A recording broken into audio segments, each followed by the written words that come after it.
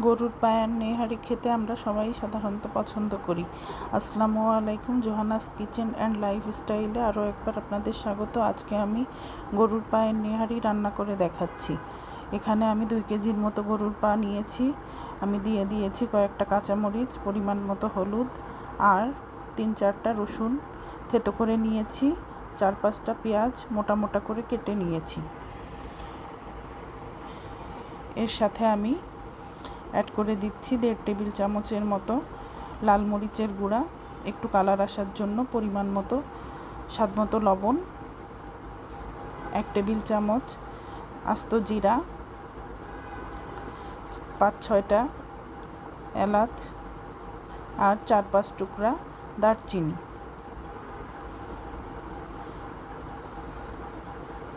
আর এর সাথে আমি দিয়ে দিব সকল বাটা উপকরণ। এই যে 1 টেবিল চামচ জিরা বাটা, 1.5 টেবিল চামচ রসুন বাটা, 1.5 টেবিল চামচ পেঁয়াজ বাটা আর 3 টেবিল চামচের মতো আদা বাটা।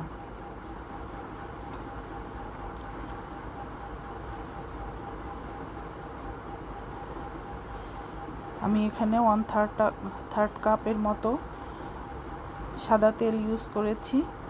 সব উপকরণগুলো দেয়া হয়ে গেলে আমি তারপর সুন্দর করে এটা হাতে মেখে, একটু সাবধানে মাখাতে হবে যেহেতু হাড্ডি এটা হাতে লাগতে পারে, মেখে সুন্দর করে আমি পর্যাপ্ত পরিমাণে পানি দিয়ে দিব। এটা আমি প্রেসার কুকারে দিব না, কারণ প্রেসার কুকারে দিলে নেহারির স্বাদটা বেশি ভালো লাগে না।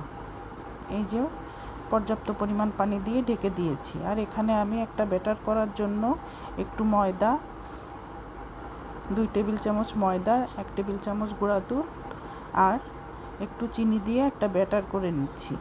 আর ওই পাশে আমি বাদাম, কাঠবাদাম 1 টেবিল চামচ আর 1 টেবিল চামচ পোস্তদানা বেটে রেখেছিলাম, সেটা আমি এই যে নেহারি সিদ্ধ হয়ে ঝোলটা শুকিয়ে আসলে তার সাথে মিশিয়ে নিয়েছি। একটু জাল হওয়ার পর তারপর আমি যে ব্যাটারটা করে রেখেছি সেটা আমি দিয়ে দিচ্ছি। এতে করে গ্রেভিটা একটু ঘন হবে এবং খেতেও অনেক টেস্টি হয়। আর ফোড়নে দেওয়ার জন্য এই যে আমি তেল কড়াইয়ে দিয়ে দিয়েছি। এখানে আমি 2টা পেঁয়াজ, 1টা রসুন আর সামান্য একটু আদা কুচি, কয়েকটা শুকনা মরিচ ফোড়নে দিয়ে আমি এবার দিয়ে দিয়েছি নেহারিতে। এবার এটা দিয়ে খুব বেশি জাল দিতে হবে না। আর এই যে আমার নেহারির ফাইনাল লুক, দেখতেও যেমন সুন্দর হয়েছে, খেতেও অনেক সুস্বাদু। এভাবে আপনারা ট্রাই করে দেখবেন, খুবই মজার একটা খাবার। Thank you.